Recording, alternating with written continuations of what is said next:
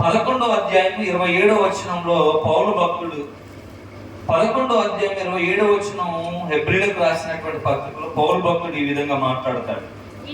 విశ్వాసమును బట్టి అతడు అదృశ్యుడైన వారిని చూచుచున్నట్టు స్థిరబుద్ధి గలవాడై రాజాగ్రహమునకు భయపడక ఐగుప్తును విడిచిపోయెను. చాలు.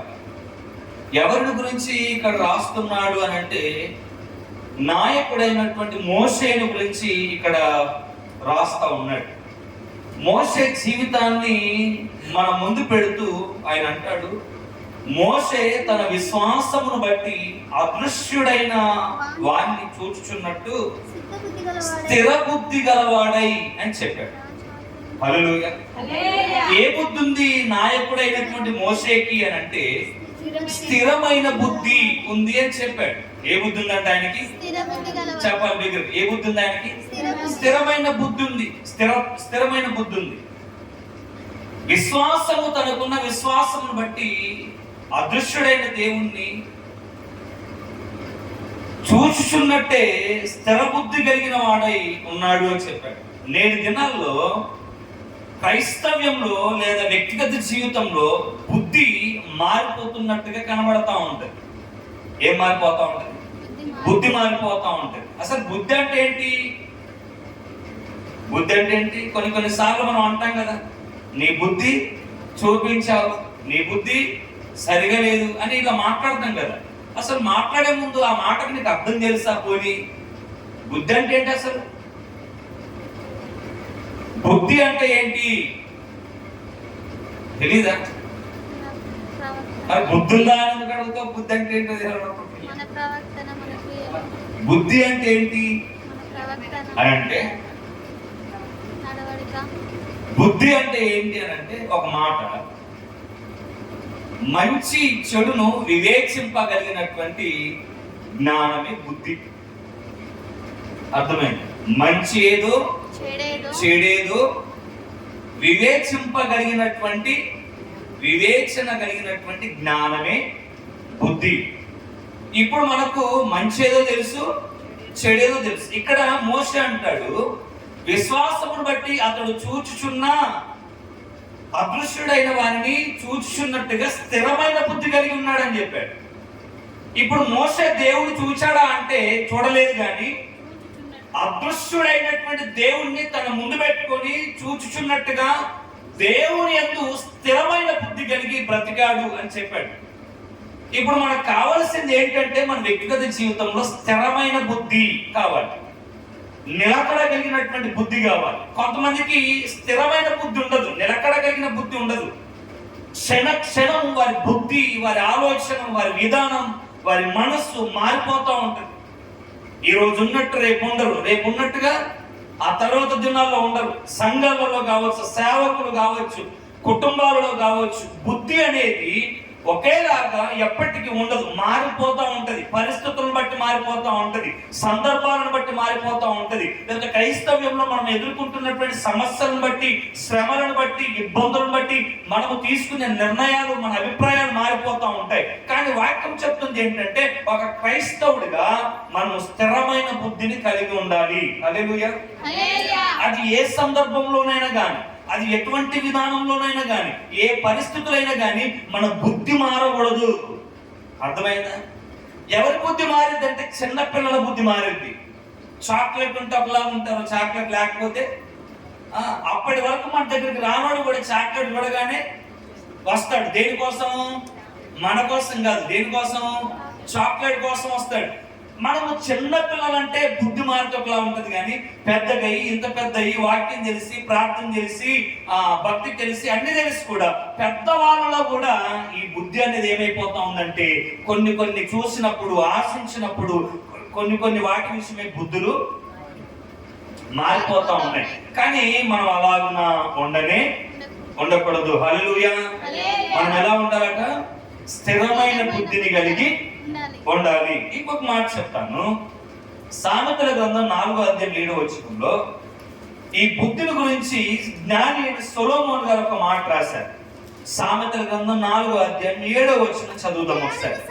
జ్ఞానము సంపాదించుకొనుటే జ్ఞానమునకు ముఖ్యాంశము, నీ సంపాదన అంతయు ఇచ్చి బుద్ధి సంపాదించుకొనుము అని చెప్పాడండి. హల్లెలూయా.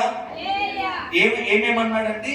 జ్ఞానము సంపాదించుకొనుటే జ్ఞానములకు ముఖ్యాంశమైనప్పుడు ఇదిగో నీ సంపాదన, కాబట్టి ఏమన్నాడు? నీ సంపాదన అంతయు ఇచ్చి ఏం సంపాదించుకోమన్నాడు?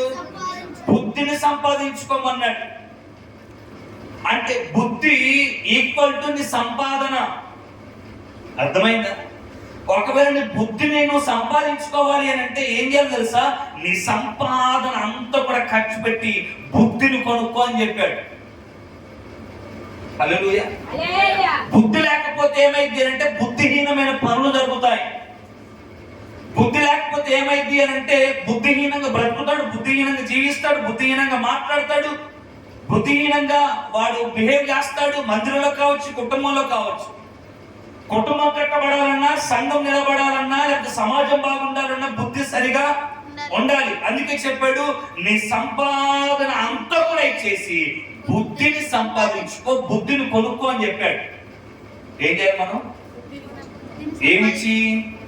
మన సంపాదన అంతా కూడా ఇచ్చి బుద్ధిని సంపాదించుకోవాలి. మనం ఏం చేస్తాము?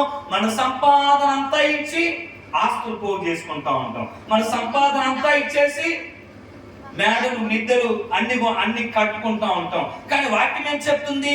నీకు కావలసింది స్థిరమైన బుద్ధి, నిలకడగలిగినటువంటి బుద్ధి. కాబట్టి నీకున్న సంపాదన అంతా కూడా ఇది ఖర్చు పెట్టేసి బుద్ధిని సంపాదించుకో. హల్లెలూయా.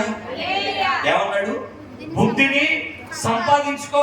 ఎందుకు అని అంటే బుద్ధి ఉంటేనే కదా నువ్వు సంపాదించుకునేది. ఇంకెక్కువ బుద్ధి లేకపోతే సంపాదించలేవు, జ్ఞానం లేకపోతే నువ్వు సంపాదించలేవు. కాబట్టి నువ్వు బుద్ధిని నీకున్న సంపాదన తెచ్చుకో. అంటే బుద్ధి ఎంత విలువైందో ఇక్కడ ఆ మాటను మెన్షన్ చేసి చెప్తా ఉన్నాడు. బుద్ధి అనేది చాలా విలువైనది, అది నీ సంపాదనతో సమానమైనది. హల్లెలూయా. అప్పుడు ఏం చేయాలి? మనము బుద్ధిని చెప్పాలి. అప్పుడు మనం ఏం చేయాలి? బుద్ధిని సంపాదించుకోవాలి. మోసే ఎలా ఉన్నాడు అని అంటే స్థిరమైన బుద్ధి గలవాడిగా ఉన్నాడు. మోసేకి స్థిరమైన బుద్ధి ఉంది, నిలకడ కలిగిన బుద్ధి ఉంది. అందుకే మనతో కూడా చెప్తున్నాడు పరిశుద్ధాత్మ దేవుడు, నీ సంపాదన అంతా ఇచ్చేసి నువ్వు బుద్ధిని సంపాదించుకొని చెప్పాడు. అసలు నువ్వు ఎందుకు బుద్ధిగా ఉండాలి? నువ్వెందుకు జ్ఞానం కలిగి ఉండాలి?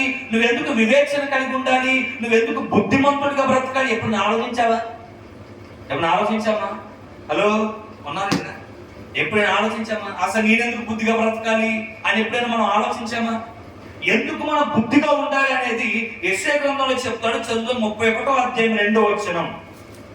ఒక వ్యక్తి క్రైస్తవుడు కావచ్చు, లేకపోతే కుటుంబ జీవితంలో కావచ్చు, వ్యక్తిగత జీవితంలో కావచ్చు, ఎందుకు ఒక వ్యక్తి బుద్ధి కలిగి ఉండాలి అని అంటే, బుద్ధి స్థిరమైన బుద్ధి కలిగి ఉండాలి అని అంటే యెషయా గ్రంథం 31వ అధ్యాయము 2వ వచనంలో అయినను ఆయనయు బుద్ధిమంతుడుగా ఉన్నాడు, మాట తప్పక దుష్టుల ఇంటి వారి మీదను కీడు చేయు వారికి తోడ్పడు వారి మీదను ఆయన లేచును.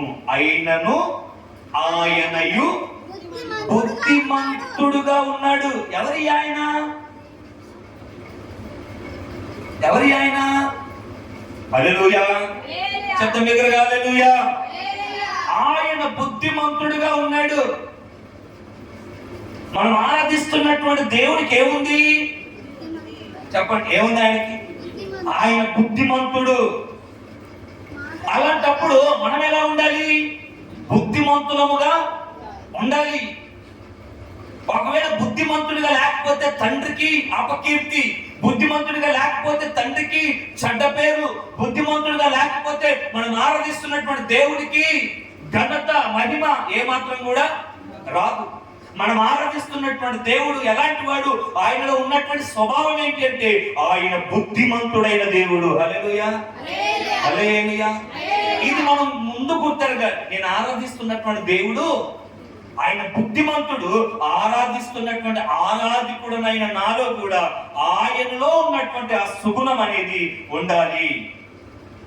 ఉండాలి అని అంటే నా సంపాదన అంతా ఇచ్చి నేను బుద్ధిని అర్థమైంది. ఇప్పుడు ఎందుకు బుద్ధిని సంపాదించుకోమన్నాడు? నీ సంపాదన అంతా ఖర్చు పెట్టి బుద్ధిని ఎందుకు సంపాదించుకోమన్నాడు అని అంటే, నువ్వు ఆరాధిస్తున్న దేవుడు ఉన్నాడు చూసావా, ఆయన బుద్ధిమంతుడు. కాబట్టి ఆరాధిస్తున్న వాడిలో కూడా బుద్ధి కనబడాలి. కనబడినట్లయితే ఆ దేవుడికి ఘనత. హల్లెలూయా, హల్లెలూయా. ఇంకొక మాట చదువుదాము ఒకసారి. అదే కొలస్సీలకు రాసినటువంటి పత్రికలో, కొలస్సీలకు రాసిన పత్రిక కొత్త నిబంధనలో ఉంటుంది. ఓకే, కొలస్సీలకు రాసిన పత్రిక 2వ అధ్యాయం 3వ వచనం. కొలస్సీలకు రాసిన పత్రిక 2వ అధ్యాయం 3వ వచనంలో, బుద్ధియు జ్ఞానముల సర్వ సంపదలు ఆయన యందే గుప్తములైన. బుద్ధి ఎక్కడుంది? బుద్ధి జ్ఞానములు ఎక్కడున్నాయి? సర్వ సంపదలు ఎక్కడున్నాయి? ఆయనలోనే ఉన్నాయి. హల్లెలూయా, హల్లెలూయా. ఎక్కడున్నాయట? చెప్పాలి. ఎక్కడున్నాయట? ఆయనలోనే ఉన్నాయి. ఏమున్నాయి ఆయనలో? బుద్ధి ఉంది, జ్ఞానం ఉంది, సర్వ సంపదలన్నీ కూడా ఎక్కడున్నాయి? ఆయనలోనే గుప్తమై ఉన్నాయి. అర్థమైతా ఉందా? బుద్ధి జ్ఞానములు సర్వ సంపదలు ఆయన యందే గుప్తములై ఉన్నవి. అందుకే యెషయా భక్తుడు చెప్పాడు, అయినను ఆయన బుద్ధిమంతుడిగా ఉన్నాడు. హల్లెలూయా. ఎలా ఉన్నాడట ఆయన?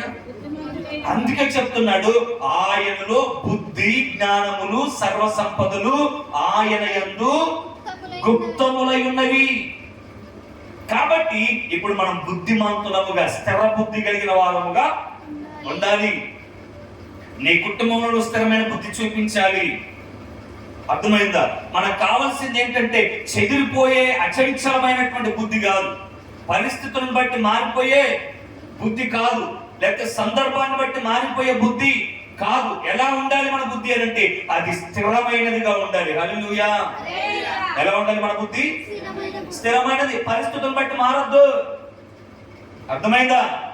పరిస్థితులను బట్టి మారద్దు. పరిస్థితులను బట్టి నీ బుద్ధి మారితే నువ్వు ఆరాధిస్తున్నటువంటి దేవుని గుణం నీలో లేనట్టే. సందర్భాన్ని బట్టి బుద్ధి మారద్దు. నువ్వు చదువుకున్న స్కూల్లో కూడా, లేకపోతే నీ స్నేహితులతో కూడా మన బుద్ధి ఎలా ఉండాలి? అయ్యో, నా దేవుడు నీలోనే బుద్ధి ఉంది కాబట్టి, నా దేవుడు బుద్ధిమంతుడుగా ఉన్నాడు కాబట్టి నేను కూడా తోటి వారి చేత బుద్ధి కలిగి ఉండాలి అని ఆలోచన చేయాలి. హల్లెలూయా. ఎందుకంటే ఆయన యందే సర్వ సంపదలు బుద్ధియు గుప్తమై ఉన్నవి.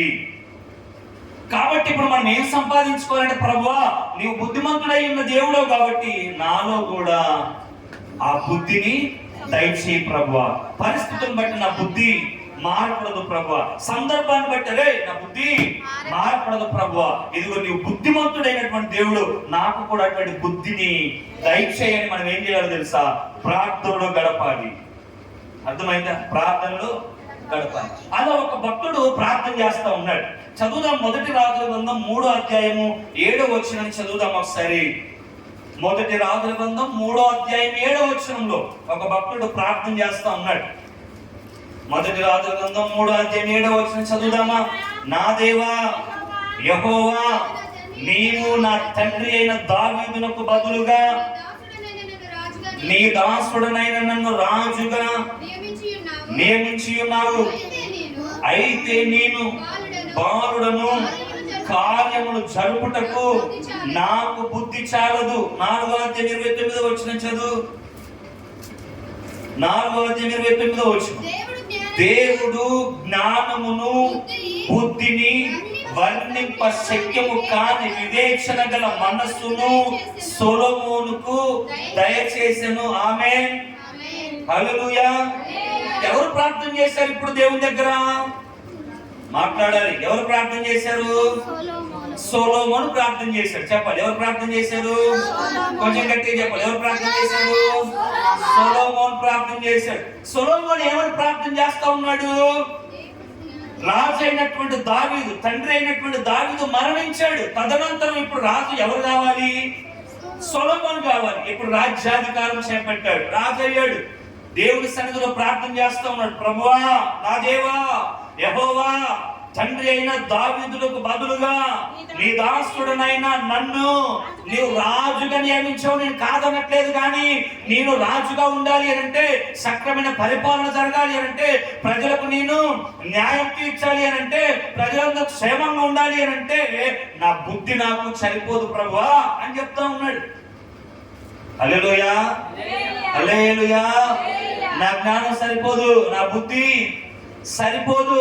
కాబట్టి ఏమంటా ఉన్నాడు? కార్యములు జరుపుటకు నాకు బుద్ధి దయచేయము. నాకు ఈ బుద్ధి చాలదు. దేన్ని పరిపాలించడానికి బుద్ధి చాలదు, అంతే కదా.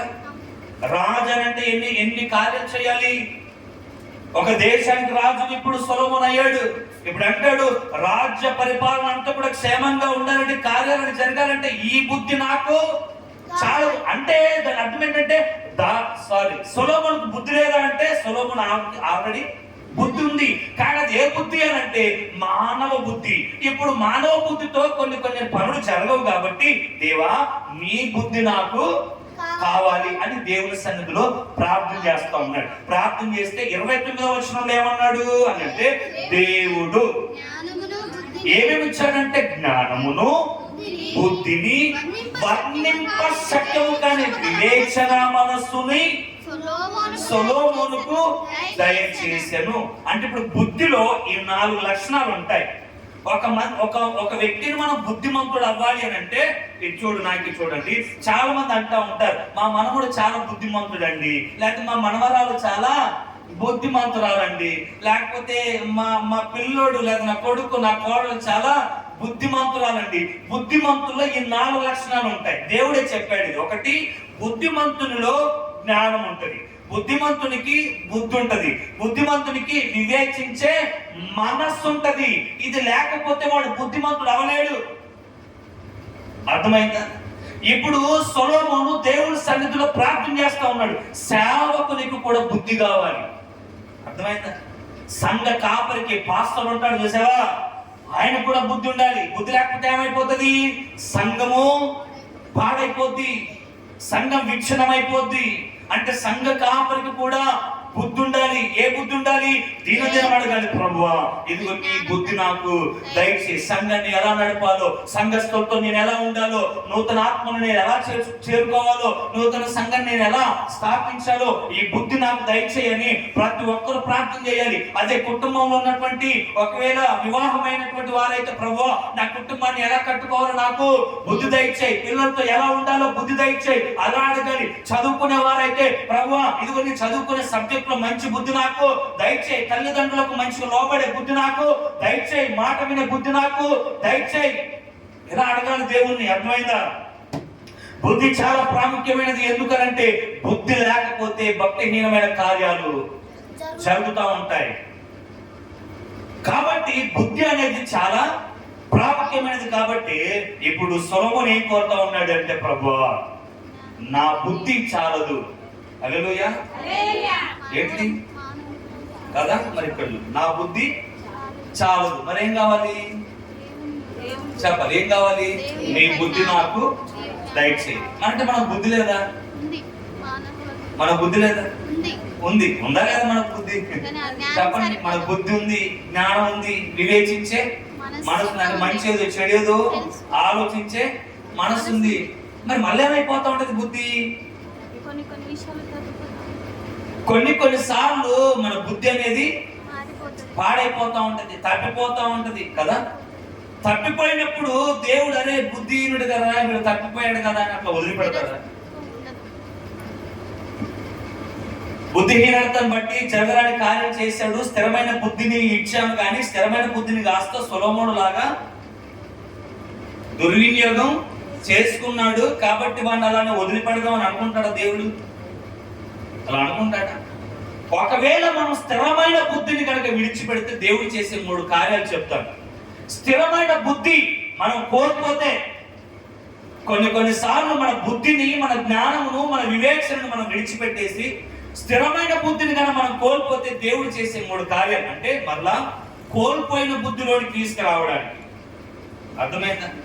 బుద్ధిహీనంగా బ్రతుకుతున్నటువంటి వారి జీవితాల్లో దేవుడు చేసే కార్యం ఒక్క మాటలో చెప్పాలి అంటే, బుద్ధిహీనంగా బ్రతుకుతున్న వాడిని బుద్ధిహీనంగానే విడిచిపెడితే వాడు ఎప్పటికీ మన బుద్ధిమంతుడుగా కాలేడు. కాబట్టి బుద్ధిహీనుడైపోయినట్టు అంటే రక్షింపబడి కూడా బుద్ధిహీనంగా బ్రతికే వాడి జీవితంలో దేవుడు చేసే 3 కార్యాలు. ఎందుకు చేస్తాడు అంటే మళ్ళీ వాడిని శిక్షించి అయినా సరే బుద్ధిమంతునిగా చెయ్యాలన్నదే దేవుడి ఉద్దేశం. బుద్ధిహీనంగా బ్రతికితే దేవుడు చేసే 3 కార్యాలు ఏంటి అని అంటే, 1 2వ దినవృత్తాంతంలో గ్రంథం తీద్దాం ఒకసారి, 6వ అధ్యాయం 37వ వచనం. దినవృత్తాంతంలో 2వ గ్రంథం 2వ దినవృత్తాంతంలో 6వ అధ్యాయం 37వ వచనం. వారు చెరకుపోయిన దేశమందు బుద్ధి తెచ్చుకొని మనసు త్రిప్పుకొని, అయ్యో మేము పాపము చేసితిమి, దోషులమైతిమి, భక్తిహీనముగా నడిచితిమి అని ఒప్పుకొని, ఎక్కడ ఒప్పుకుంటా ఉన్నారు? వారి దేశంలో కాదు. ఎక్కడ ఒప్పుకుంటా ఉన్నారు? మాట్లాడాలి గౌతమ్. ఎక్కడ ఒప్పుకుంటా ఉన్నారట వాళ్ళు? ఎక్కడ? అదేమంటే ఎక్కడ ఒప్పుకుంటా ఉన్నారు వాళ్ళు? ఎక్కడ? వారు చెరకు పోయిన దేశమందు ఏం చేస్తా ఉన్నారు? బుద్ధి తెచ్చుకొని మనస్సును మళ్ళీ త్రిప్పుకొని, అయ్యా మేము పాపం చేసాము, మేము దోషమయ్యాము, భక్తిహీనముగా మేము నడిచామయ్యా అని ఒప్పుకుంటున్నారు. ఎక్కడ? చెప్పాలి. ఎక్కడ? చెరకుపోయిన దేశమందు. అయితే ఇక్కడ ఒకసారి మీరు ఆలోచించండి, వీరు చెరకు పోకంటే ముందు కూడా దేవుడు తన ప్రవక్తలను పంపించి వారితో చాలా సందర్భాలు మాట్లాడాడు.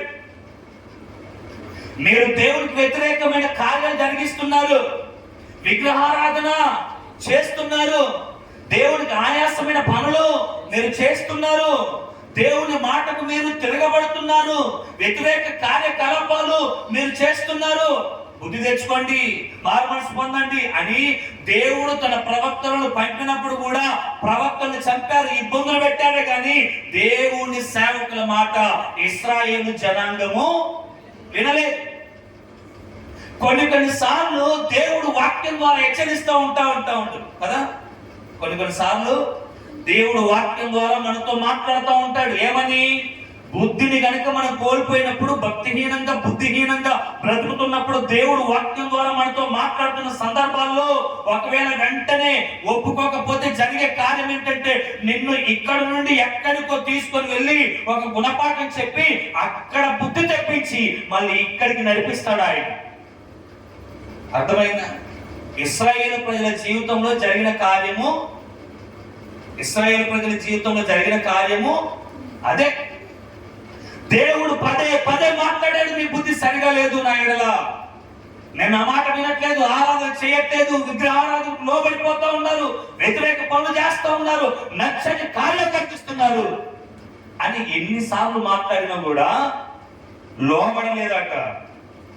కాబట్టి దేవుడు ఏం చేశాడు? వాళ్ళని చెరకు అప్పగించాడు. ఏం చేశాడు దేవుడు? వారిని మాట్లాడాలి. ఏం చేశాడు? వారిని చెరకు అప్పగించాడు. ఏం చేశాడట? వారిని చెరకు అప్పగించాడు. చెరకు అప్పగిస్తే ఏం చేస్తారు? చెరకు అప్పగించబడిన తర్వాత చెరకు అప్పగించిన తర్వాత ఏం చేస్తారు చెప్పండి? చెరకు అప్పగిస్తే ఏం చేస్తారు? ఇదంతా ఎందుకండి, మీరు స్టేషన్లో పోయారనుకో, స్టేషన్లో ఏం జరుగుతుంది? మీకు షాలో కొనుక్కొచ్చి పూలమాలేసి, షాలో కప్పి పూలమాలేసి, బలా నమ్మకమైన మంచివాడు, మంచి పని చేసావురా, రా కూర్చో అని చెప్తారా? ఏం చేస్తారు? అందుకో 4 ఉతికి అలా పడేసి జైలు పంపుతారు.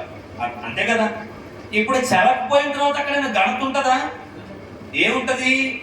బానిసత్వంగా బ్రతకాలి, వ్యక్తి సాకిరి చెయ్యాలి, అయినోడు ఎవడు కూడా లేడు, ప్రార్థన చేసుకుంటానికి కూడా పాసిబిలిటీ లేదు. చెరకపోయి ఇన్ని ఇబ్బందులు పడి ఇన్ని శ్రమలు పడతా ఉంటే అప్పుడు దేవుడు గుర్తొచ్చి ఇప్పుడు అంటున్నటువంటి మాట ఏంటట? ఏమంటా ఉన్నారు వాళ్ళు? ఏమంటా ఉన్నారు? అక్కడ ఇట్లా ఏం పెట్టుకోవాలన్నాను మీరు అందరూ చిన్న పిల్లలు. ఏమన్నాడు? మేము పాపం చేశాము. అసలు ఎక్కడ బుద్ధి తెచ్చుకున్నారట వాళ్ళు?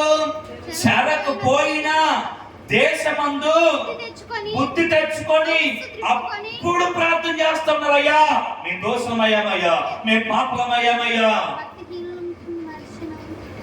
అని ఒప్పుకొని ఏం చేస్తా ఉన్నారు? దేవుని వైపు మనస్సును త్రిప్పుకుంటా ఉన్నారు. అంటే స్థిరమైన బుద్ధిని విడిచిపెట్టేసి అస్థిరమైన బుద్ధి కలిగి భక్తిహీనంగా బ్రతికితే దేవుడు ఎక్కడికి పట్టుకెళ్తాడో తెలుసా? ఎక్కడికి పట్టుకెళ్తాడు?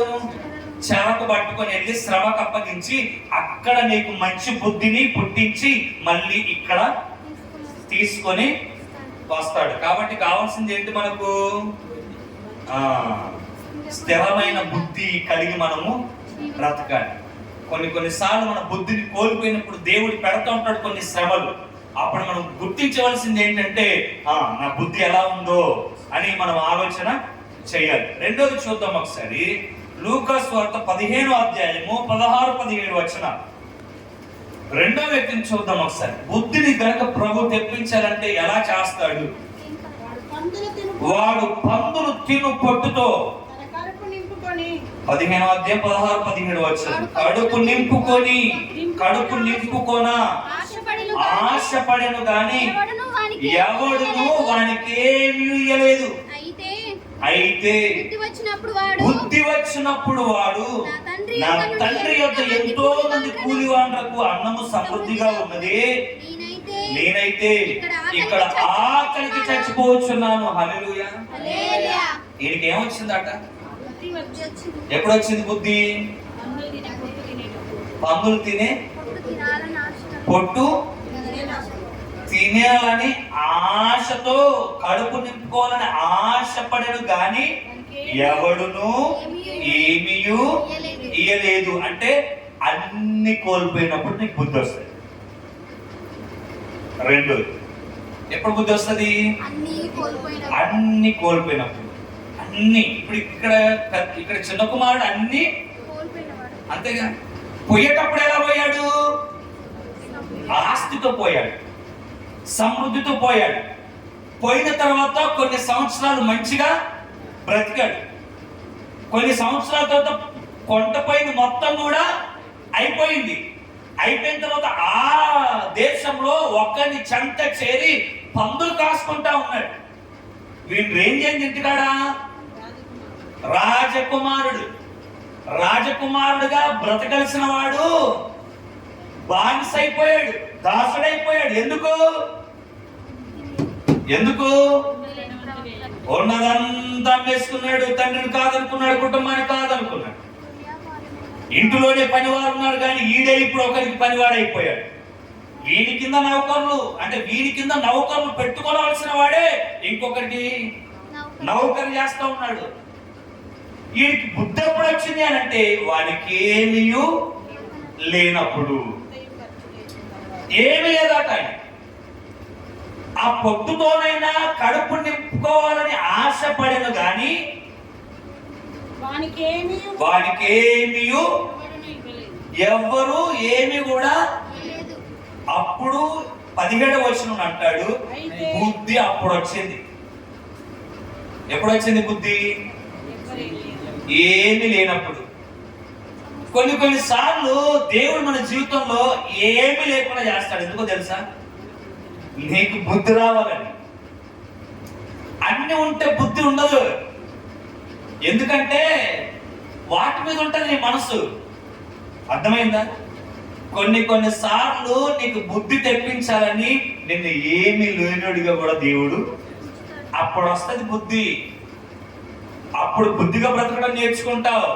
అంతవరకు బుద్ధిగా బ్రతకడం రాదు. ఎగురుతూ ఉంటాం కదా, ఎగురుతూ ఉంటాం. ఉన్న వాటిని బట్టి అతిశయపడుతూ ఉంటాం, గర్విస్తూ ఉంటాం. మాట వినం, వాక్యాన్ని వినం కదా, దేవుని మాట అసలుకే వినం, తండ్రి మాట వినం. తండ్రిని కాదనుకొని వెళ్ళిపోయాడు, కాదనుకున్నాడు తండ్రిని.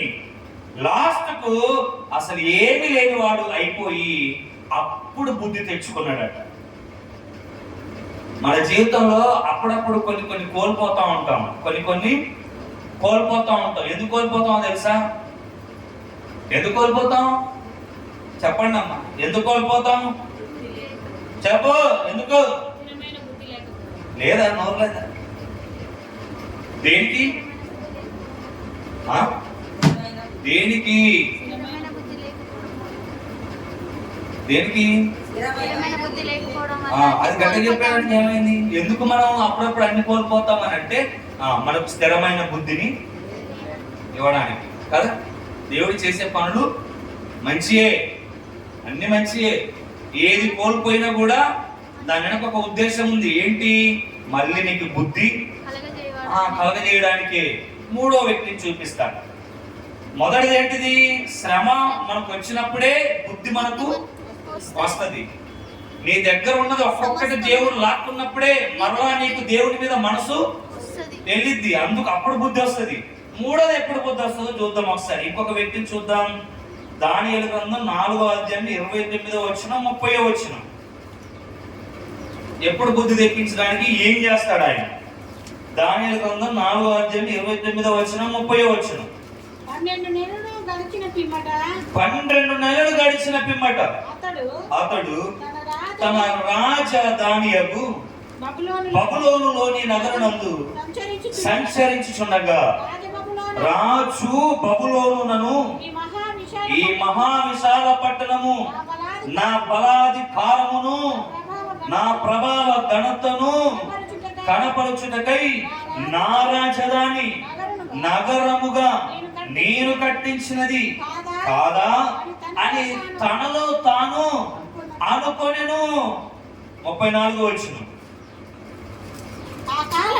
ఆ కాలము గడిచిన పిమ్మట నెబుకద్నెజరును నేను మరలా మానవ బుద్ధి గలవాడనై నా కళ్ళు ఆకాశము తట్టు ఎత్తి చిరంజీవియు సర్వోన్నతుడగు దేవునికి స్తోత్రం చేసి గణపరచి స్తుతించితిని. ఆయన ఆధిపత్యం చిరకాలము వరకు, ఆయన రాజ్యము తరతరముల వరకు. హల్లెలూయా. ఎవరిక్కడ ఉన్న మహారాజు అని అంటే నెబుకద్నెజరు. ఎవరైనా? ఇక్కడ ఒక మాట చదివాం కదా 34వ వచనంలో మొదటి లైన్ లో, ఆ కాలము గడిచిన పిమ్మట. ఏ కాలం అది? నాకే చూడండి ఒకసారి. ఏ కాలం అది? ఆ కాలం అంటే ఏ కాలం? వర్షకాలమా? ఎండాకాలమా? చలికాలమా? ఏ కాలం గడిచిన పిమ్మట? బైబిల్ చదువుతా ఉన్నా ఇంటికాడ. ఏ కాలం ఏమో. ఇప్పుడు ఆ కాలం ఏదో తెలుసుకోవాలంటే ఇప్పుడు చదవాలి. పైది కింది అంతా ఇప్పుడు చదివితే ఆ కాలం ఏ కాలం అది? నెబుకద్నెజరు ఎన్ని సంవత్సరాలు మానవ బుద్ధిని కోల్పోయి మృగముగా అరణ్యంలో గడిపాడు? ఎన్ని సంవత్సరాలు? ఎన్నాడు ఉంది అక్కడ? 12 సంవత్సరాలు. ఎక్కడ గడిపాడు? మాట్లాడాడమ్మా. బబులోనులో లేడు. ఎక్కడున్నాడు? మీరు అనేది 12 సంవత్సరాలు గడిచిన పిమ్మట అనేది మీరు ఫస్ట్ వచనం అది కాదు. 7 సంవత్సరాలు. అర్థమైందా? 12 సంవత్సరాలు గడిచిన పిమ్మట అనేది ఎక్కడ అంటే పై వచనం చదువుకుంటే సంవత్సరం గడిచిన పిమ్మట సాక్షాత్తుగా అర్థం. సంవత్సరం గడిచిన తర్వాత జరిగిన సంఘటన. సంవత్సరం గడిచిన తర్వాత నెబుకద్నెజరు బబులోను సామ్రాజ్యం అంతటిని చూచి, ఇది నా బలాధికారము, ఇది నా ఘనత, ఇది నా పట్టణము, ఇది నాది, ఇది నా అధికారము, ఇది నేను కట్టుకున్నా, ఇది నాది అని అనుకున్నాడు. 12 నెలలు అనగా సంవత్సరం గడిచిన తర్వాత ఎప్పుడైతే ఇది అనుకుంటున్నాడో అది దేవుడు గుర్తెరిగి బబులోను రాజు అయిన నెబుకద్నెజరుతో మాట్లాడుతున్న మాట ఏంటంటే, నీవు గడ్డిని వేస్తావురా నాయనా, నీ రాజ్యం యుద్ధ నుంచి వెళ్ళి లాగేసుకుంటారు. ఎన్ని సంవత్సరాలు అంటే 7 సంవత్సరాలు. ఎన్ని సంవత్సరాలు? 7 కాలములు. ఏమయ్యాడు? అరణ్యంలో గడ్డిని మేసాడు, మంచుకు నానాడు, వర్షానికి నానాడు, ఎండకెండాడు. మనిషి 7 సంవత్సరాలు 7 కాలాలు గడ్డిని మేసాడండి. ఎందుకు మేసాడు? హల్లెలూయా. ఎందుకు మేసాడు? ఎందుకు తిన్నాడు? అహం, గర్వం, మానవ బుద్ధిని అనుసరించి మాట్లాడుతున్నాడు. నాది నాది. కొన్ని సార్లు నానే మాట నువ్వు పెడుతున్నావు అంటే నువ్వు పడిపోవడానికి అర్థం. కొన్ని సార్లు మనం ఇది మర్చిపోతూ ఉంటాం. ఏది కూడా మనది కాదు. ఏది కూడా భూమి మీద మనం బ్రతుకుతున్నప్పుడు ఏది కూడా మనది కాదు. ఇది ఫస్ట్ నువ్వు మైండ్లో పెట్టుకోవాలి. ఏదైనా కూడా మనది కాదు. ఏది కూడా మనతో రాదు. ఏదొస్తుంది మనతో? మనం చేసిన మంచి, మనం చేసిన చెడు. ఈ రెండే క్రీస్తు న్యాయపీఠం ఎదుట కనబడతాయి. మనం చేసిన మంచిని బట్టి, మనం చేసిన చెడుని బట్టి తీర్పులు జరుగుతాయి. ఏది మనది కాదు. ఎట్లా భూమి మీదకి వచ్చామో అట్లా ఆయన దగ్గరికి వెళ్ళిపోతాం. కానీ బ్రతికినప్పుడు మనం మాట్లాడే మాట ఏంటంటే నేను సంపాదించిన నాది నాది నాది అని అనుకుంటాం. చూసావా? నాది అనే గర్వంతో ఉన్న ప్రతిసారి కూడా నీకు బుద్ధి కలగజేయడానికి, మనకు బుద్ధి కలగజేయడానికి ఆయన చేసే ప్లాన్ అది. అర్థమైందా? ఆయన చేస్తాడు ఆ ప్లాన్. ఆయన ఏర్పాటు చేస్తాడు రూట్. ఏం చేశాడట? 7 సంవత్సరాలు 7 కాలాలు గడ్డిని. కాబట్టి మనం ఏం చేయాలి? ఇప్పుడు 36 వచ్చిన 37 వచ్చిన చదువుదాం ఒకసారి. ఆ సమయమందు నా బుద్ధి మరల నాకు వచ్చెను, రాజ్య సంబంధముకు ప్రభావమును నా ఘనతయు నా తేజస్సును నాకు కలిగెను. నా మంత్రులను, నా క్రింది అధిపతులను నా యుద్ధ ఆలోచన చేయవచ్చిరి. నా రాజ్యము నాకు స్థిరపడగా నేను మరి ఎక్కువగా ఘనత నుండి తిని. ఇలాగూ నెబుకద్నెజరును నేను పరలోక రాజు యొక్క కార్యములన్నీయు సత్యములను ఆయన మార్గములు న్యాయములునై ఉన్నవనియు గర్వముతో నటించు వారిని ఆయన అనుపశక్తుడనియు ఆయనను స్తుతించుచు కొనియాడుచుచు గానపరుచుచున్నాను. లాస్ట్కి సాక్షి చెప్తా ఉన్నాడు. ఎవరు? నెబుకద్నెజరు. ఏమంటా ఉన్నాడు? ఇక్కడ ఒక మాట అద్భుతంగా మాట్లాడు. గర్వముతో నటించు వారిని. ఆయనే అనుపశక్తివంతుడు. అంటే ఇప్పుడు నెబుకద్నెజరు ఎలా ప్రవర్తించాడు అంటే గర్వంతో ప్రవర్తించాడు. ఏమన్నాడు? నాది నాది నాది నాది. అర్థమైందా? అప్పుడు మనకు బుద్ధి తేవడానికి ఏం చేస్తాడు దేవుడు? గడ్డిని మేపేలా. వాడు పొదల పొట్టు తిన్నాడు, ఒకడేమో. ఎందుకు జరిగింది ఇది?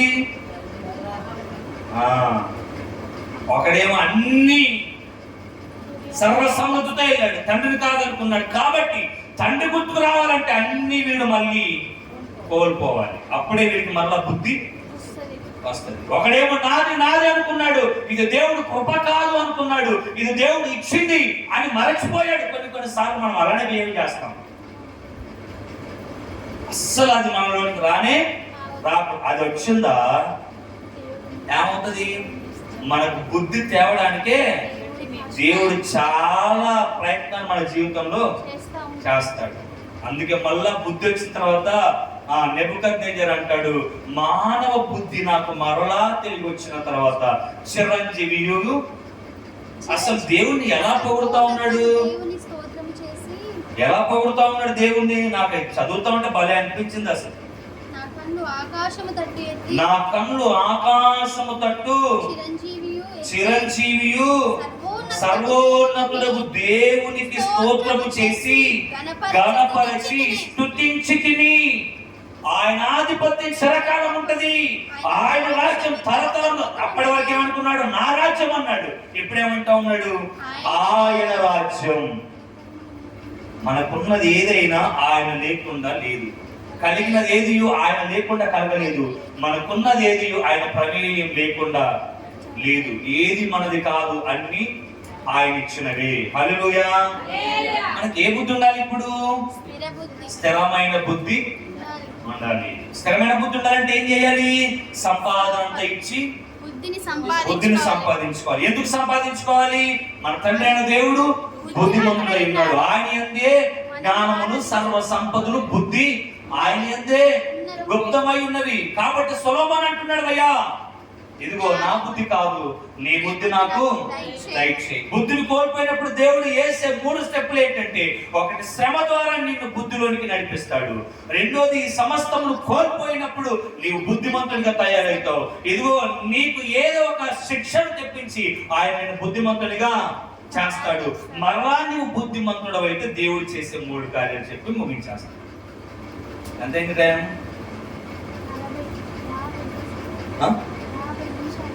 ఓకే. ఒకవేళ మనము బుద్ధిమంతులమైతే దేవుడు చేసే 3 వచనం చదివించి ముగించేసుకుందాం. ఓకేనా? చదువుదాం. మొదటి సమూయేలు గ్రంథం 18వ అధ్యాయం 14వ వచనం. తొందరగా చదువుదాం ఒకసారి. మొదటి సమూయేలు గ్రంథం 18వ అధ్యాయం 14వ వచనం. బుద్ధి మరలా నువ్వు పొందుకుంటే మరియు దావీదు సమస్త విషయములలో సుబుద్ధి కలిగి ప్రవర్తింపగా యెహోవా అతనికి తోడుగా ఉండెను. హల్లెలూయా.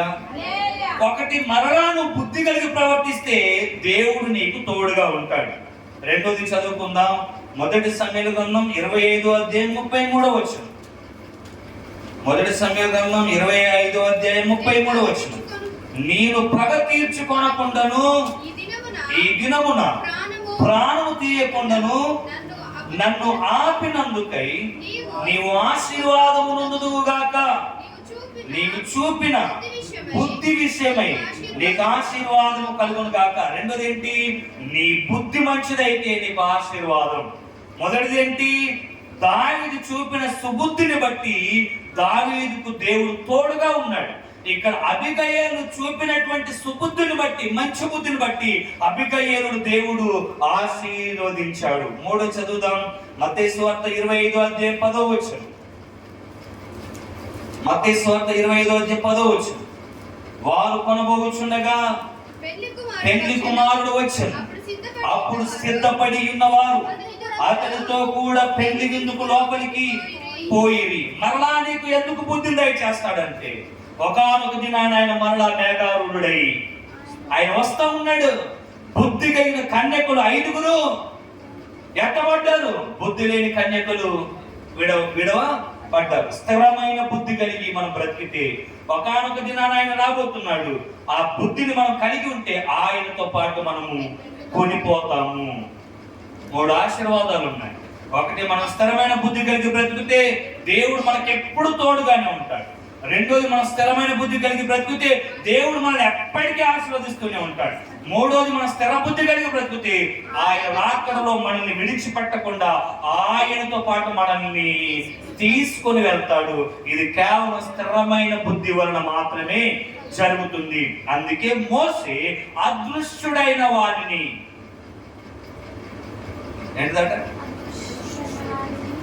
చూచుచున్నట్టుగా స్థిరమైన బుద్ధి కలిగి ఉన్నాడు. అదే బుద్ధి మనం కలిగి ఉంటే దేవుడు మనల్ని, మన కుటుంబాలని ఆశీర్వదిస్తాడు. అటు కృప దేవుడు మనకు అనుగ్రహించునుగాక. ఆమేన్. ఆమేన్. ఆమేన్.